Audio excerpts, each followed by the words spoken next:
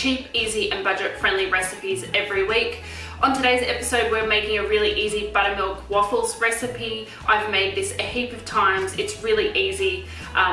You probably have all the ingredients on hand and they're great to freeze. So I'm not going to talk anymore. We're going to get started. Okay. So here I have my bowl and all of my ingredients. As always, you can find the ingredients down in the description. I'll leave those there for you. You are going to need a waffle iron to be able to make these.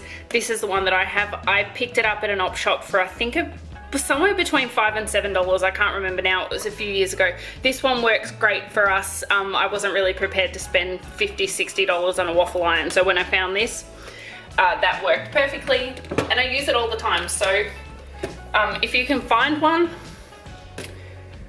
that's $7, you know, $10 in an op shop that works great, that's great.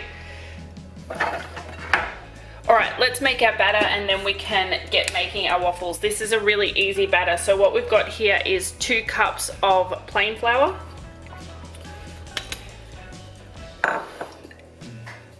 And this is kind of a dump and mix recipe. Everything goes into the bowl, you mix it all up and you're done. The reason I have everything pre-measured is because I'm making this video. Usually when I make them, I just get the ingredients and put it straight into the bowl. So you don't have to wash up all these tiny bowls like I do. I've got sugar. In here I have a teaspoon of salt and 4 teaspoons of baking powder.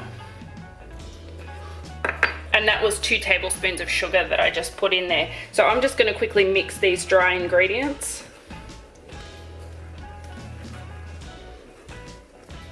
What I love about these waffles is that I can make a big batch now and then I can freeze them and you can just pop them in the toaster and they heat through and toast beautifully. I am using a 1-to-1 gluten-free flour, but this is my normal recipe. So if you're using normal flour, this will work great for you. I just am gluten-free now, so I'm making gluten-free ones, but it's 1-to-1 recipe, so it's the same as if I was using normal plain flour for this one. I have 2 eggs here, so I'm going to add in those. And of course, there we go. I have 1.5 cups of buttermilk, and I had buttermilk in my freezer that needed to be used up. That's why I'm using buttermilk. If you don't have buttermilk, put in 1.5 cups of full cream milk minus a tablespoon and then add in a tablespoon of vinegar and that'll be your buttermilk. You don't need to go out and specially buy buttermilk just for this recipe.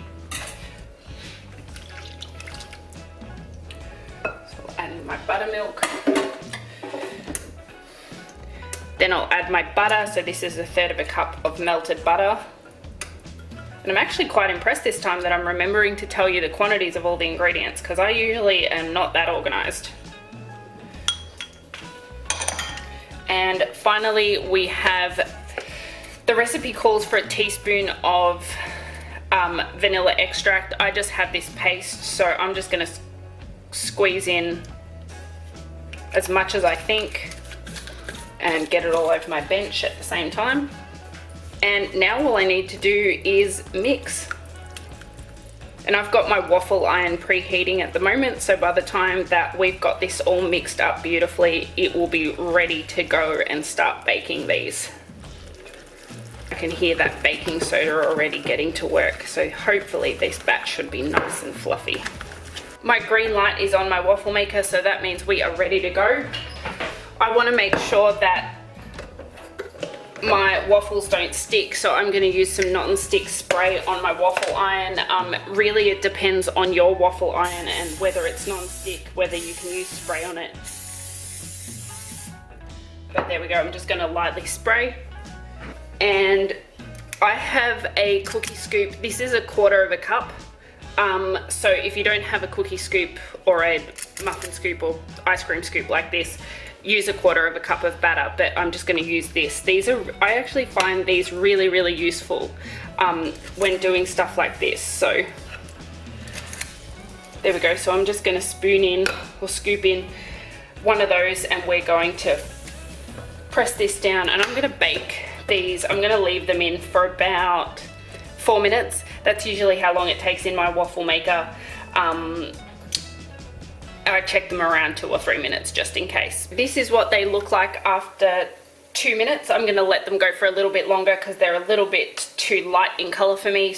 All right, timer's gone off. It's been 4 minutes. So I'm just gonna use a non-stick spatula to peel these ones out.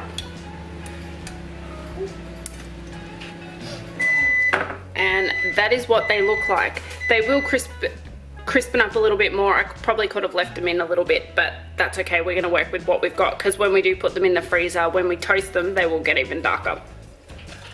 All right, so I'm gonna serve these up to Matt for breakfast. So I'm going to put on a little bit of butter.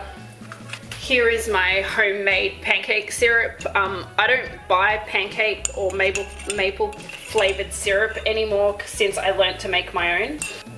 I have a recipe for that on my YouTube channel, so I'll link that down below for you if you're interested in seeing how to make your own homemade pancake syrup.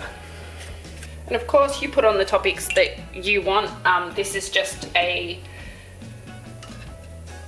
topic that we like. I mean, we don't have these all the time obviously, but when we do, this is what we like. So this is what they look like when they're all cooked up. I'm gonna go serve this to Matt for breakfast, and I'll bring you back once I've cooked up all the rest of them to show you how many we got and how I pack them for the freezer. All right, so here is our second batch, and of course I'm a dingleberry. First batch always comes out super light. This is what our second batch looks like. They're a lot more, they're a little bit darker in color, and they look a lot nicer than that first batch. But first batch was delicious. Matt ate his plate up entirely, so can't have been too bad. Doesn't that look good? Ooh. Okay, so we're at that point where we're ready to go ahead and put these in the freezer. I have my first layer here. I've just got them on a baking tray, and I'm gonna put this straight into my freezer. I ended up getting 11 waffles. Matt ate 2, I ate 1, and the rest are going in the freezer for another time. Another Sunday when we can wake up and just put these in the toaster and I don't have to worry about making a mess in my kitchen. So I've got my first 6, and then I'm gonna take a piece of baking paper. Now, I save my baking paper. Baking paper can be reused over and over again, so I don't throw it out after the first use.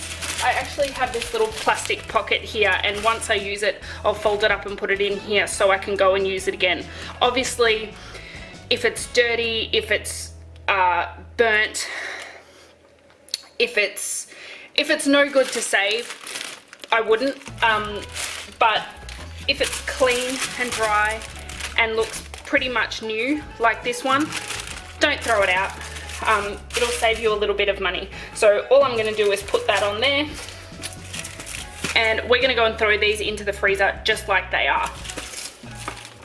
Okay, so thankfully, since it has been a no-spend January, my freezer has cleared out a little bit, which means I can actually fit trays in here again. I like to keep my freezer well stocked with meat and other things, but seeing that we are moving and we need to clear things out, I thought I'd start with my freezer and try and use up as much as I can. So that's how I freeze them. I'm just going to put that in there, and I'll be back in a few hours to pack that all up. Thank you to everyone who stayed until the end. I really hope you enjoyed this buttermilk waffles recipe and make it for yourself at home. If you're new around here, please hit that subscribe button, give us a like, give us a comment, let me know if you made these and what you thought of them. Thank you so much for watching again. I will see you next time for another episode of Dine at Frugal. Bye!